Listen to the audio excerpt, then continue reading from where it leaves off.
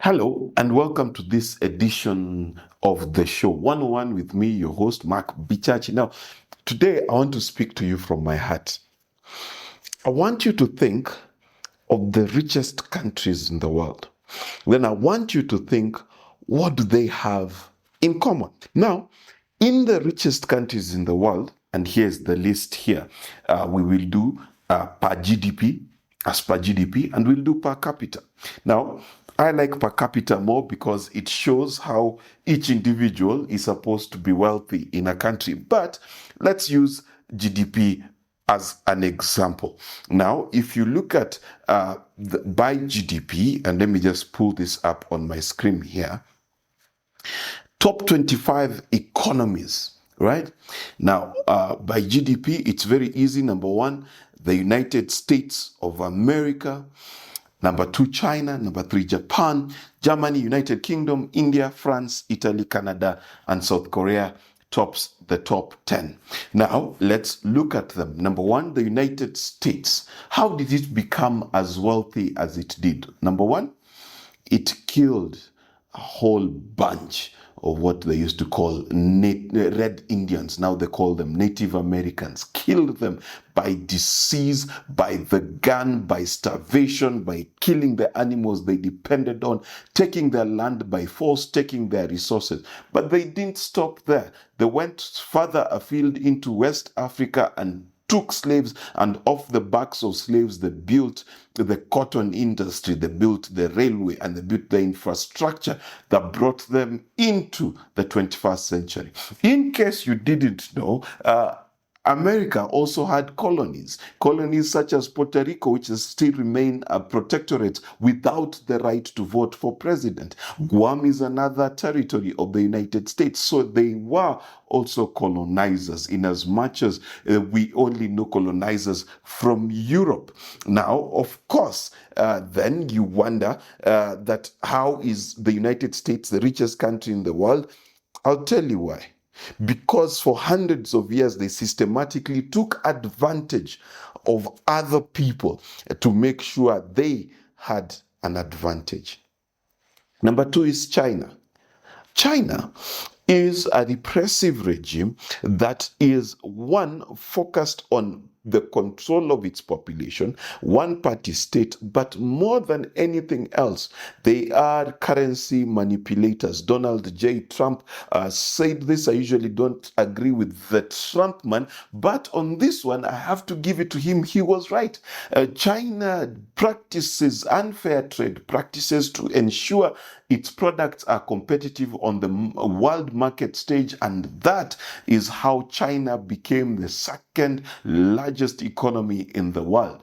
Number three is Japan. And you may think, oh, Japan is a nice country. Why? Because here in Africa, they didn't have any territories. Well, ask the South Koreans, ask the Chinese, ask the many people across Micronesia who faced the Japanese army, when it was plundering and pillaging its various neighbors. So the Japanese again became who they are because they plundered their neighbors. And if you go down the list and you meet Germany, the United Kingdom, France, Italy, all of these are former colonial powers who came to Africa, took their resources, and enriched their countries. Now, these are things you know. So why do I bring them up? I bring them up because when I look at African poverty, I realize that Africans are the only people who have robbed themselves. Yes, you heard me right. We have robbed ourselves for centuries. We sold our brothers and sisters into slavery. Yes, we did it. We blame the slave owners, but we do not blame the slave sellers. And based on history, both in Eastern, Southern, and Western Africa, it is Africans who took Africans and sold them out. A practice which I said last week, we continue to this day. But secondly, Africa is still the only continent, and Kenya is not excluded, that continues to pillage its resources at the behest of the East and the West. What do I mean? You will see our tea at the port going out without being processed. It is processed and it's sold back to Kenyans. Same thing to our coffee, same thing to gold, silver, whatever mineral is mined in Africa goes, it is added value and is brought back. The cobalt on this phone came from the Congo. It went raw to China. It came back into $1,000 iPhone. But it doesn't stop there. The plunder of Africa by Africans continues by way of corruption. There is hundreds of billions of dollars of African resources that have been shipped into the West by Africans hiding resources from Africa. This, my friends, is the difference. Every country that has developed because most of the time they've done something bad. I think in my research, the only people who are excluded from this kind of pillaging other people's resources are oil-rich nations. But the rest, in Europe, in the United States, in China, in Japan, they have plundered others to enrich themselves. It's only in Africa where Africans plunder Africa to enrich the West. Remember, we do not put our corrupt money in African banks. We don't put it in KCB. We don't put it in Cooperative Bank. We put it somewhere in Switzerland, somewhere in Guernsey, somewhere in the Virgin Islands. Those banks then can do more business in the West with African money than anywhere else. This is the problem with Africa. The problem with Africa is that Africans do not want to see that they can prosper their own people. I would much rather that our corruption was reversed, that we went out there, took resources from the West and the East, and came back to develop Africa. Instead, Africa sells our sons and daughters to the lowest bidder, not even the highest bidder. We sell our labor, sell our brains cheap. We sell our resources cheap. And even worse, we are corrupt. We steal from ourselves and then hope that Africa will develop. No, it will not. Even when piracy was allowed in Europe, the pirates were allowed to steal from everyone else other than themselves. Shame on us Africans. Yes, I am African to the core, but on this I am extremely ashamed that our leaders year upon year would rather go line the pockets of the West than develop Africa. The resources we have hidden in Europe alone are able to turn all of Africa into a middle-income society. Instead, people are dying of hunger. People are dying of lack of access to healthcare. People are dying of ignorance. Why? Because our MPs, our MCAs, our political leadership has decided it is better to make the West rich than to make Africa rich. Today, as we speak, Kenya is 143 most corrupt out of 180 countries. And I am not just blaming the government. I am blaming Kenyans as well. Kenyans would bribe to break traffic rules, bribe to steal someone's land, bribe to ruin your own country. Oh, how I wish that your evil was a bit better. You were a bit more kosher, more presentable with how you steal. I wish we borrowed a leaf from the West because they stole from us, not from each other, to develop themselves. But here we are. The West is plundering our resources. We ourselves are corrupt to the core. So what is the fault in our stars? Who shall save us? I pray ask. Kenya, as a country, loses billions of shillings every day to the tune of 600 to 700 billion shillings every year lost to corruption. Why?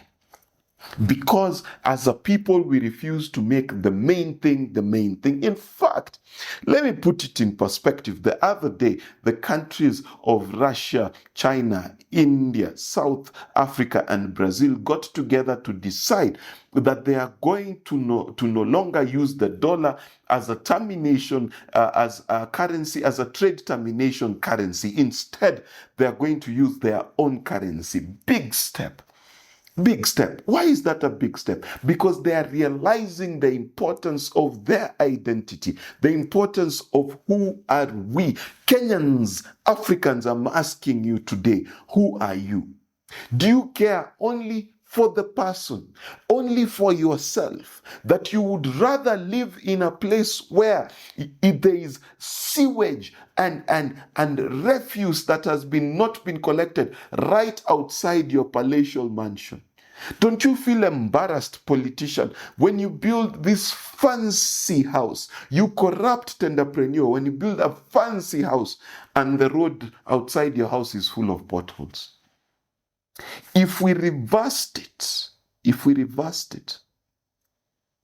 you would be still as wealthy with better roads, better healthcare, better schooling for your kids. Why do we run to the West? The West is not less corrupt. No, it's not. We see cases of corruption all the time. Just look at this. The airport in Germany, how much is it costing? The scandals with the prime ministers in the UK, Boris Johnson. My goodness, Donald Trump himself spent how much money? How much is that? On what? His own hotels. The difference between Africa and the West is not just corruption. You know what it is? It is who that corruption is directed to. It is whether you care about how your public is or you only care about your private life. So this is my challenge. I'm not challenging Africans to stop being corrupt. It's a bit hard. I'm challenging Africans that the next time you steal 1 billion shillings, why not build a factory instead of sending that money to Europe?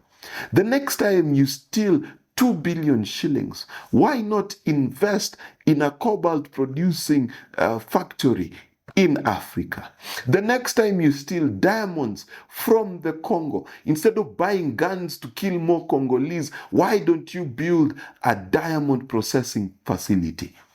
JP Morgan, founder of JP Morgan Chase, the biggest bank in the world, was a man who was hell-bent on ensuring that every industry was under him. He used underhanded tactics, left, right, and center, made people close their businesses. A whole president was against him for his monopolistic and corrupt tendencies.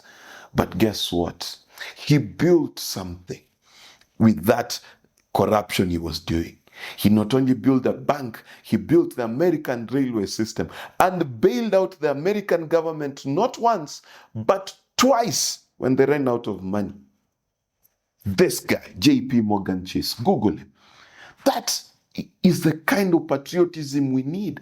That if you're going to be a pirate, then pirate the West so that Africa can prosper. Yeah, that's my message this week.